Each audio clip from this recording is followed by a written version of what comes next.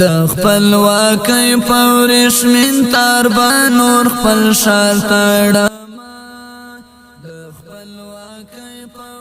روس، چین، پاکستان او ایران له افغانستانه د بهرنیو ځواکونو د وتلو غوښتنه کړې. مکمل راپور به زموږ د همکار کابي صاحب څخه واورو. له هغه وروسته چې افغانستان کې جګړو یو ځل بیا زور اخیستی او د کابل ادارې مشر ډاکټر غني خپلو ځواکونو ته د عملیاتو پیلولو اعلان کړی. د افغانستان لپاره د ایران، پاکستان، چین او روسیې ځانګړو استازو د یوې ګډې ناستې پای کې له افغانستانه د بهرنیو ځواکونو د وتلو غوښتنه کړې. د غونډې ګډونوالو د غرض ټینګار کړی چې د بندیانو د ازادېدو پروسه دې چټکه کړل شي او د افغانانو خپلمنځي پراخې خبرې دې پیل شي چې همدا د ملي پخلاینې او د اوږدې کشالۍ د پای ته رسولو یوازینۍ لار ده.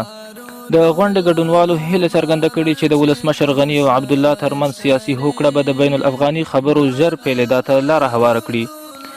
باید وویل شي چې د سیمې هیوادونه داسې مهال د افغان سولې په هکله ګډه غونډه کوي چې د امریکا د بهرنیو چارو وزارت د اعلامیې له مخې زلمي خلیلزاد د دوحې د توافقنامې د عملي کېدو پر څرګندوالي له طالب مشرانو سره د خبرو لپاره دوحې ته روان شوی چې تر دې لیدنې وروسته به کابل ته هم ولاړ شي.